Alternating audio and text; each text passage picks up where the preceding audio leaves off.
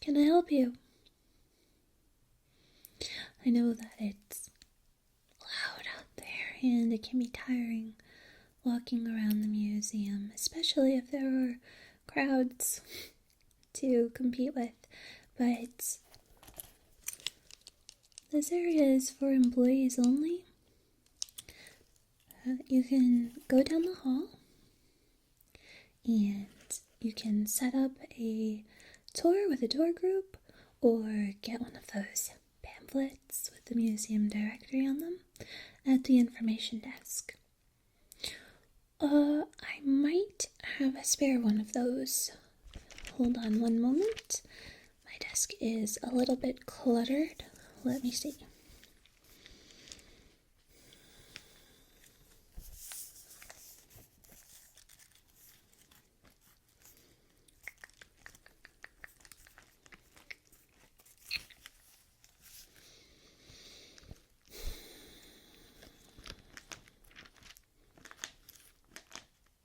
Sorry, I'm not usually in this room,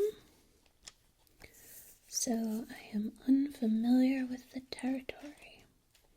You can sit if you want to, rest your feet, relax while I look for you.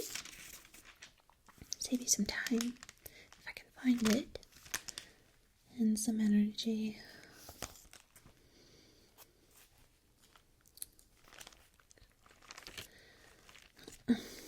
Normally, I'm a tour guide, actually.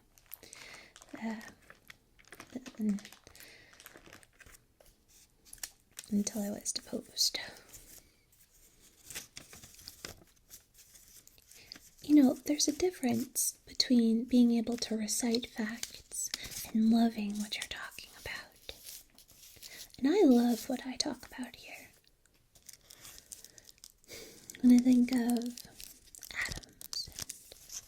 cells, the tiniest little building blocks, working together under just the right circumstances to create elements and amazing life forms. I just feel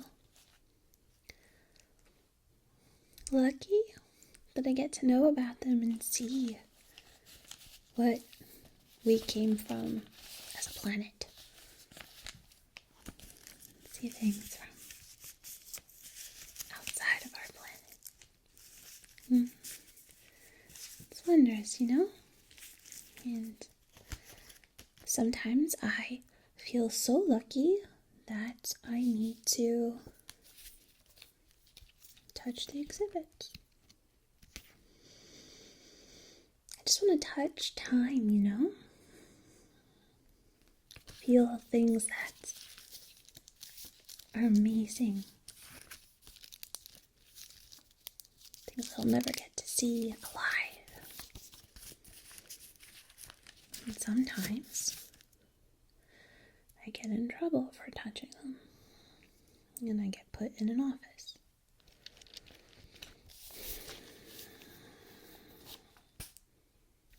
My name is Heather. What's your name? Nice to meet you. Sorry I'm not having much luck finding a pamphlet for you.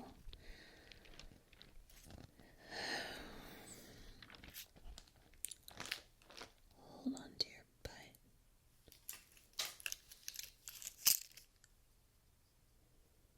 I found the museum storage room key, where they keep all the specimens that aren't currently on display. There could be a pamphlet there. Who's to say there's not? You know what? You look really tired. You stay there. Just sit. I'm gonna go take a look in that storage room for you and maybe find you a pamphlet. Okay? Just stay right there. I will be right back. Okay. So, I didn't find any pamphlets, but I found some really cool things. Look at this.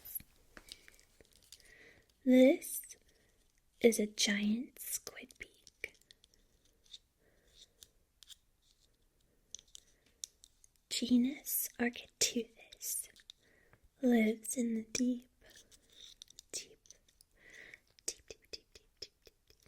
dark depths of the ocean. Let me see if I can pull up a picture for you. Technology isn't my strong suit. I'm more suited to fossils. But let me see what I can do.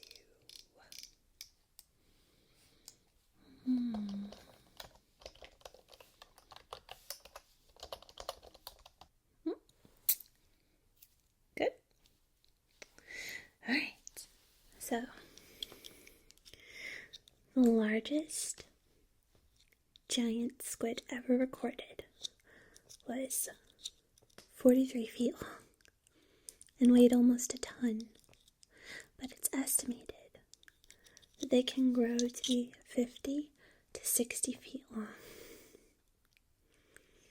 They're behemoths of the ocean that rival the size of many, if not most, whales.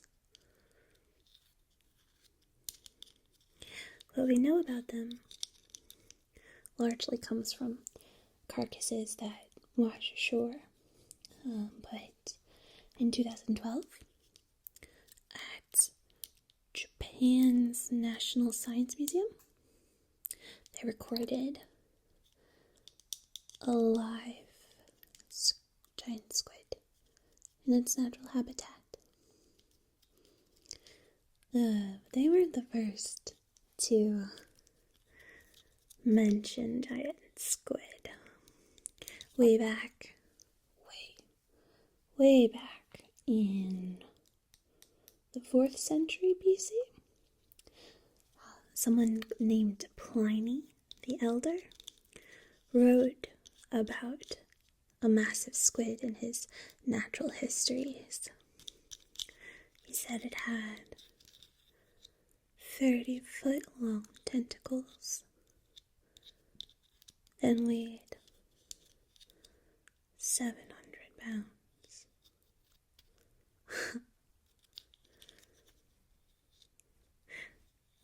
This beak, if it was still part of a giant squid, could cut through a steel cable. My finger is in its mouth. Giant squid, like other squid, have 2 eyes, which are enormous. They're the size of a human head or a dinner plate. They have a beak, 8 tentacles, 2 feeding tentacles, and they're very, very, very long. And they're tipped with hundreds of suckers with very sharp teeth on the suckers. Not teeth like you or I have. Let me see if I can draw you a picture.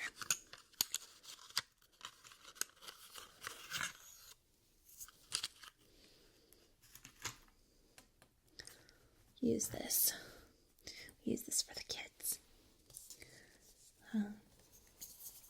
So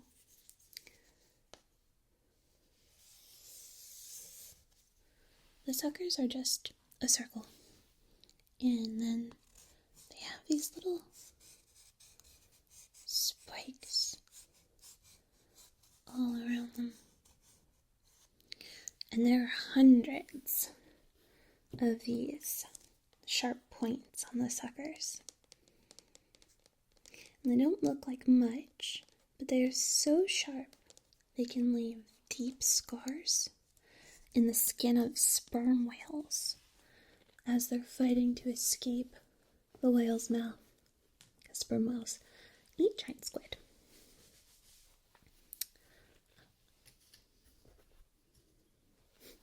I almost lost it.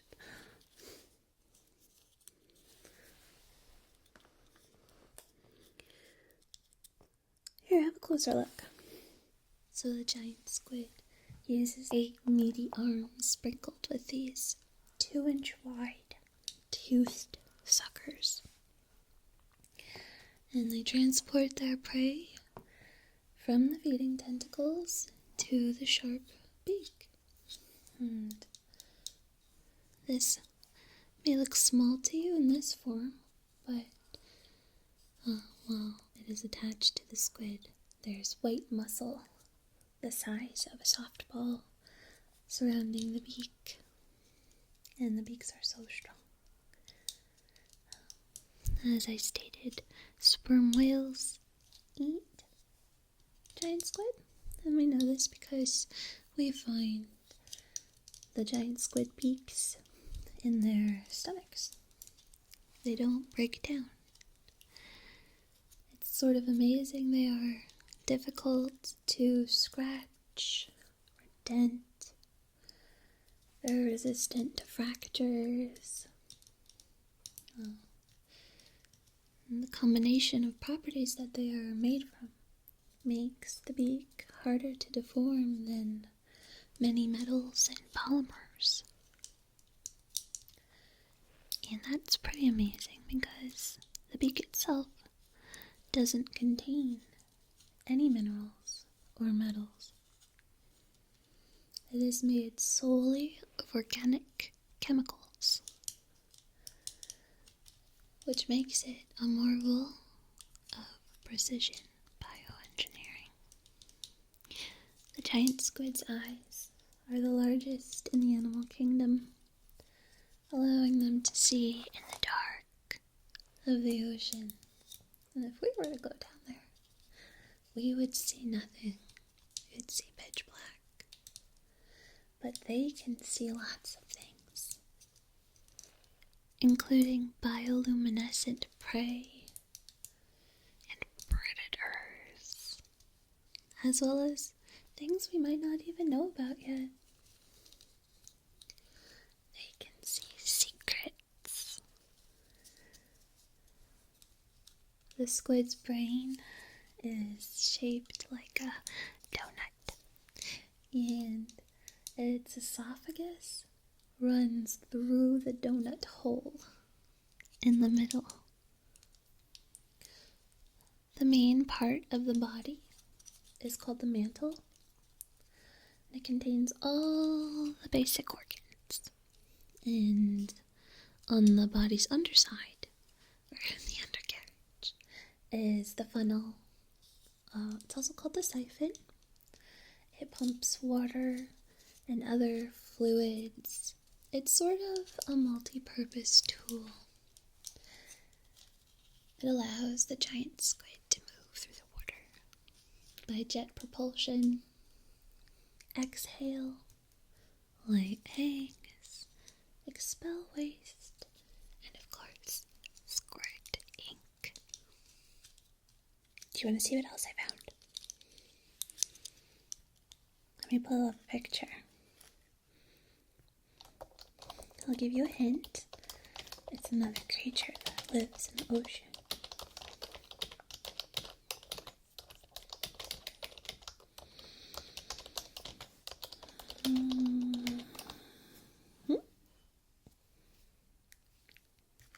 Stingray. I found a stingray tail spine. Stingrays live in shallow coastal waters. Oh, that's sharp. They're sort of like cats, in that they spend the majority of their time inactive. They bury themselves in the sand, and their coloration blends well with the seafloor, camouflaging them from predators like sharks or larger rays. They have pectoral fins on their bodies, and then their tail trails behind as they swim. They move through the water by undulating their bodies like a wave, or flapping their wings. The tail might be used to maneuver a little bit, but its primary purpose is protection. I mean, look how sharp this is. Look. The stingray's spine, or barb, can have serrated edges and a very, very sharp point. And it can produce a venom, which can be fatal to humans. The venom can remain deadly even after a stingray's death, and they can possess one or more barbed stingers on the tail, which they use in self-defense. The stinger may reach a length of approximately 14 inches, and it has 2 grooves with venom glands. Just for fun, let's see how long this one is.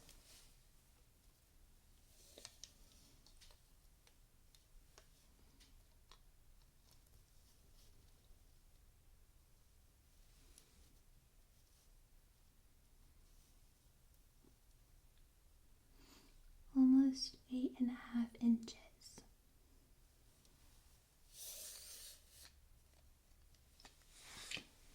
The stinger is covered with a thin layer of skin called the integumentary sheath, and that's where the venom is concentrated.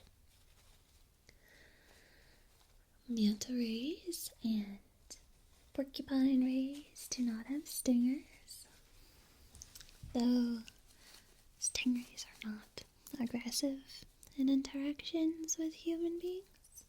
Stings can occur if a ray is accidentally stepped on. In Greek mythology, Odysseus, the king of Ithaca, was killed when his son Telegonus struck him, using a spear tipped with the spine of a stingray. If you're concerned about being stung in shallow water, you can shuffle your feet as you wade in the water. That way they won't be startled by you, and they can move along without any complications. Stingrays use their sense of smell and electroreceptors, which are also called the ampullae of Lorenzini. It's a very fancy name for something that's also found in cartilaginous fish like sharks.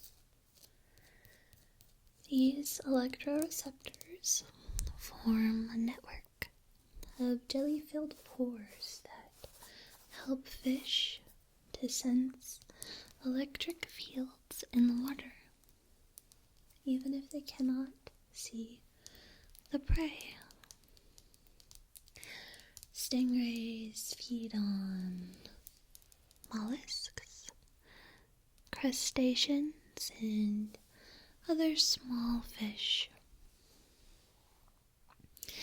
They bear 5 to 13 young per litter, and they bear live young. Here's something really interesting. At the Sea Life London Aquarium, 2 female stingrays have delivered 7 babies, even though they weren't in the presence of a male for 2 years.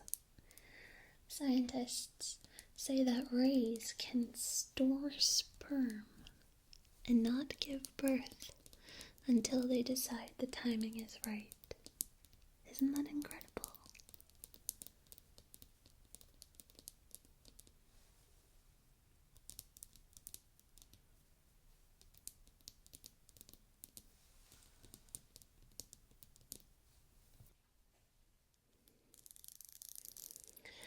It's so sharp.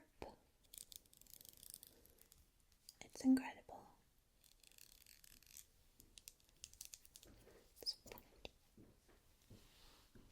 Do you hear that? I think someone's coming. I have to hide this stuff under the papers. Just go along with whatever I say, okay?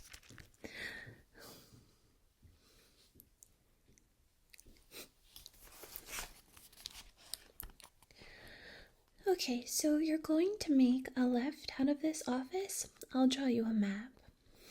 Don't worry, people get lost all the time. It's not a big deal. You're going to make a left out of this office. And you're going to follow the hallway all the way down. Hello, Dr. Grant. Once you get to the end of the hallway, you'll see a set of stairs. Go up those stairs. Look to your right. You'll see another hallway with a sign that says restrooms. Go towards that hallway, follow it down, and also on the right, you will find a door, and that is the lost and found. Alright? Not a problem.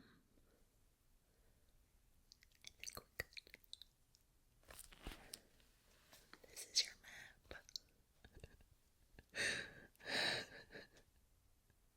Let's go from one pointy thing to another. Yeah, we're good. Okay. This is really cool. And heavy. Look at it. This is a Stegosaurus tail spike.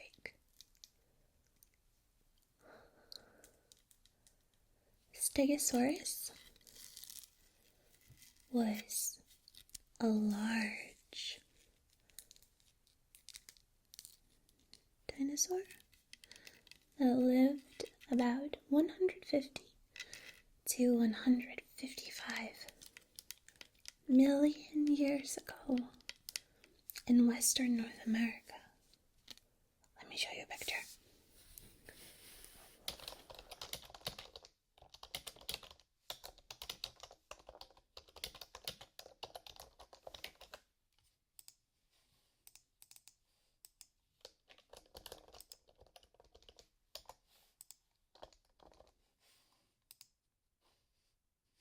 Sorry. Good? Okay. So.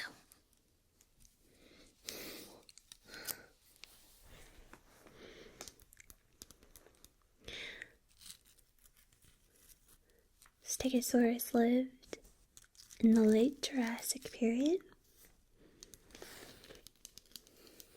Its body was the size of a bus.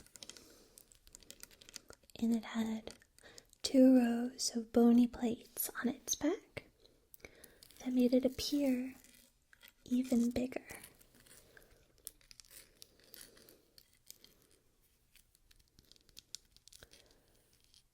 Now, even though it was so massive, it had a brain the shape and size of a hot dog.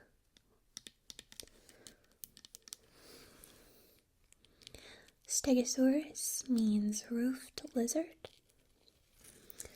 and it got that name because 19th century paleontologists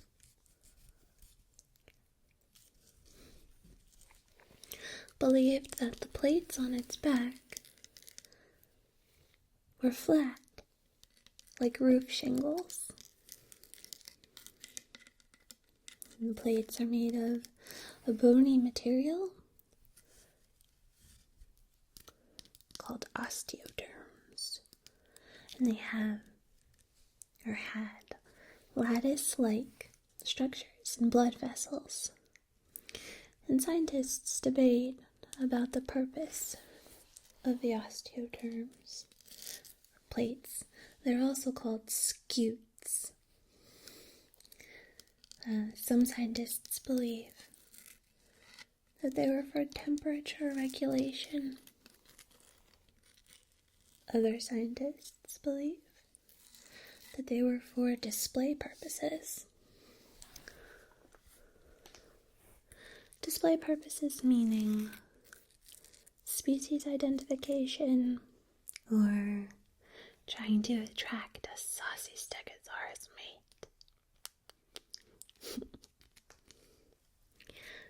Stegosaurus had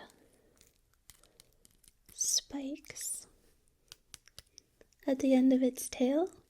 Here, have a look.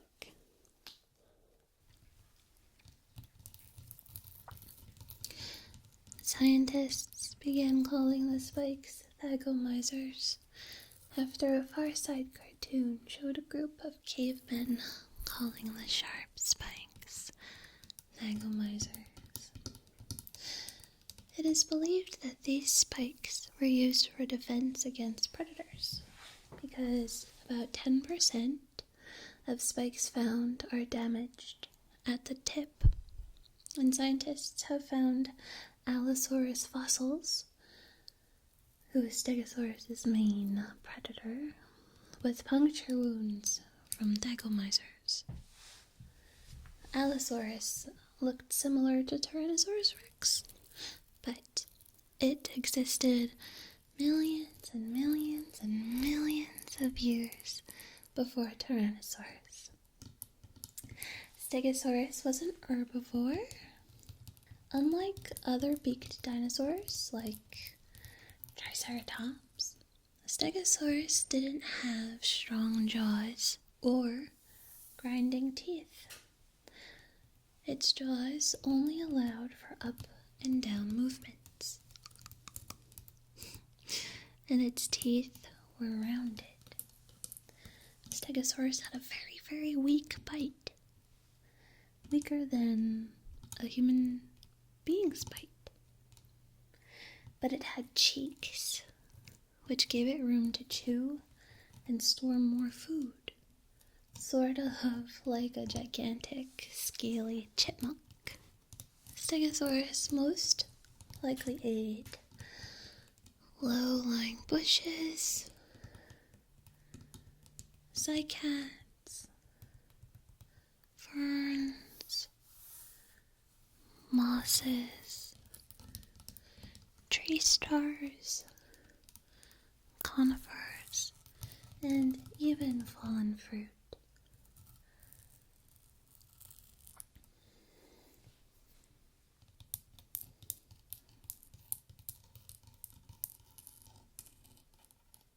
Since we're talking about eating, let me show you this.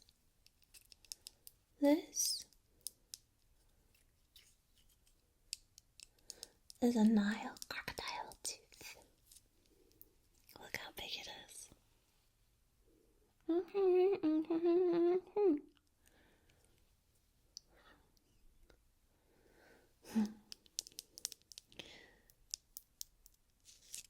Crocodylus niloticus is the second largest extant reptile next to the saltwater crocodile.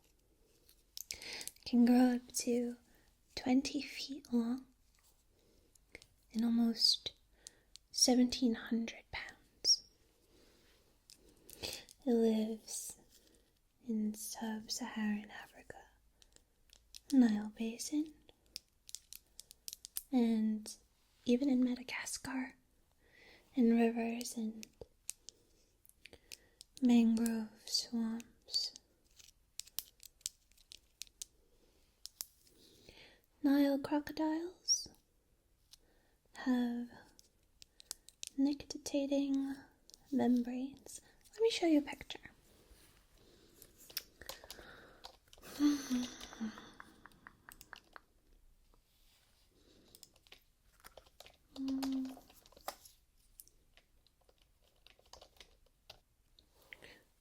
Okay. Nictitating membranes are very thin, almost translucent membranes that are very commonly found on the eyes of reptiles and birds. And they protect the eyes from dust and debris and also help the eyes retain moisture. Nile crocodiles also have lacrimal glands, which means they do in fact cry crocodile tears. But the tears are used to clean out the eyes. I want a closer look. Nile crocodiles have their nostrils, eyes, and ears on the top of their heads, so the rest of their body can remain concealed underwater. They can stay underwater for up to 30 minutes if threatened, and if they stay very, very, very still, they can hold their breath for up to 2 hours.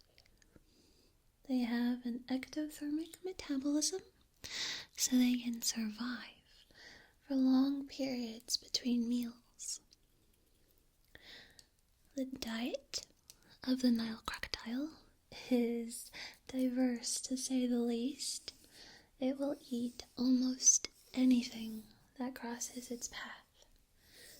Fish, zebras, small hippos, porcupines, birds, other crocodiles, warthogs, baboons, giraffe, Cape buffalo, young elephants, hyenas, cheetah, African wild dogs, jackals, leopards, lions, ostrich, pythons, antelope, gazelles, waterbuck, bushbuck, impala, sitatunga, kudu, gemsbok, sable antelope, wildebeest, and it will scavenge carrion.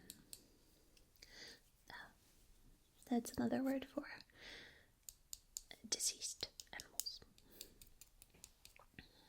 The Nile crocodile can eat up to half its body weight in a single feeding. It is an ambush predator and can wait weeks for the suitable moment to attack. Don't mistake them for being slow. They are agile and swift on land and water. They're capable of bursts of speed reaching 7 to 8 miles per hour on land and 19 to 22 miles per hour in water. They have a powerful bite and sharp conical teeth, allowing for a grip that is nearly impossible to escape. Their ability to apply high levels of force for long periods of time allows them to hold prey underwater, especially large prey. However, the muscles responsible for opening the mouth are very weak and can be held shut by a human being. Their mouths are filled with 64 to 68. Teeth on each side of the mouth. There are 5 teeth in the front of the upper jaw, 13 to 14 on the rest of the upper jaw, and 14 or 15 on either side of the lower jaw. Hatchlings, or little baby crocodiles, have a hardened piece of skin on the top of their mouths, and that's called the egg tooth. And they use that to break through their eggshells at birth. But as they grow, they lose that.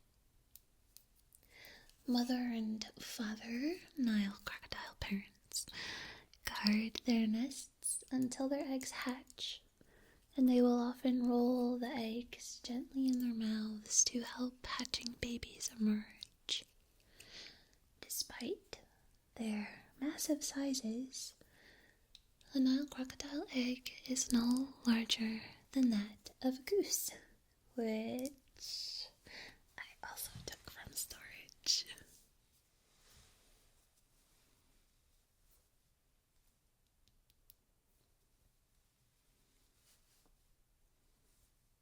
There are a lot of eggs in that storage room, even prehistoric ones, but I didn't grab those this time. I did grab this, though. This is an ostrich egg. The ostrich is the world's largest bird. It also happens to be flightless. It's a resident of the African savanna and desert areas. Its species name is Camelus, because like the camel, an ostrich has a long neck, long, fluttering eyelashes, the ability to tolerate high temperatures, and go for extended periods of time without water.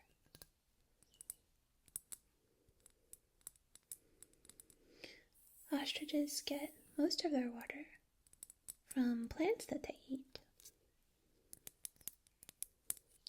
They eat roots, seeds, insects, even little tiny lizards. And they also eat sand, stones, and little pebbles so that it can help grind the food in their gizzard. Ostriches eat their food and they collect it in the crop of their mouth until it makes a big enough lump for them to swallow.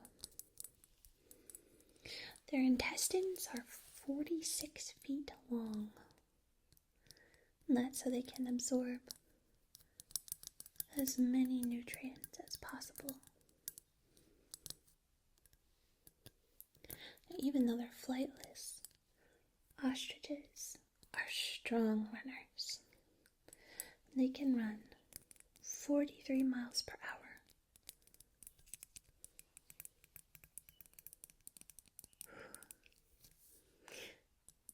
Even chicks that are 1 month old can run 35 miles per hour. They use their wings like rudders to help them change direction. They can cover 10 to 16 feet in a single stride.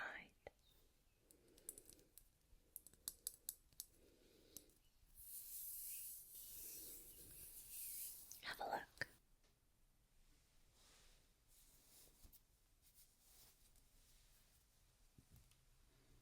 Each two-toed foot has a long, sharp claw.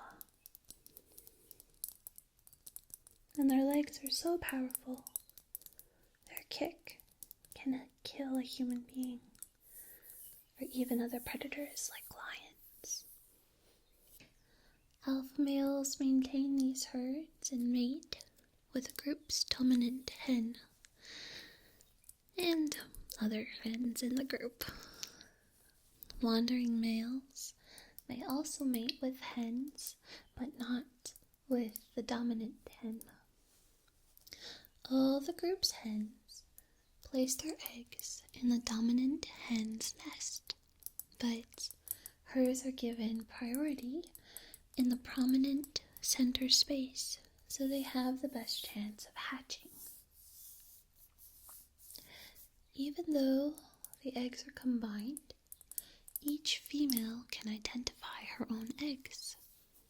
The dominant hen and male take turns incubating the egg. More eggs hatch in a communal nest than in separate nests that each would need to be incubated and protected. Each egg weighs as much as 24 chicken eggs, an average 6 inches in length. Let's see how big this one is.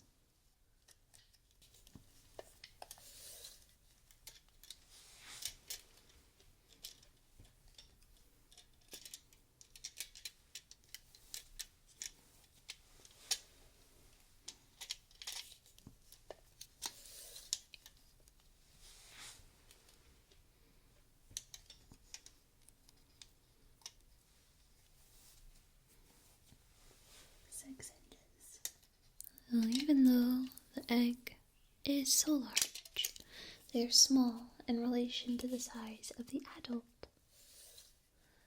When the eggs hatch after about 35 to 45 days, the male primarily defends the hatchlings and teaches them to feed. But the female will join in every now and then as well when needed.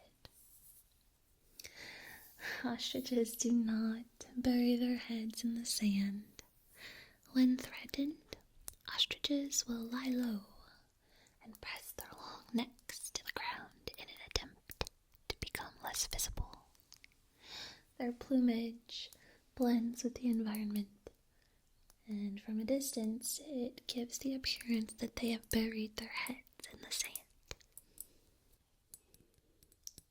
That's all I could manage to take with me today, but I cannot wait to explore that storage room and see what kind of treasures are waiting for me.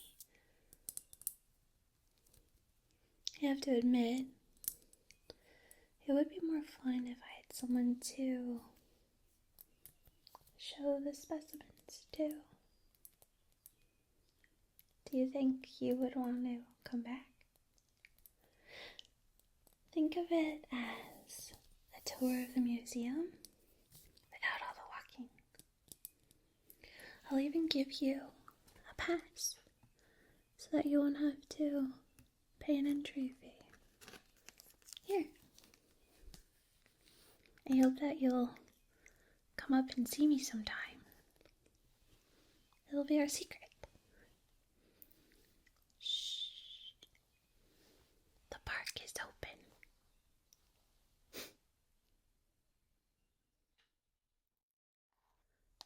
Brush through your hair, okay?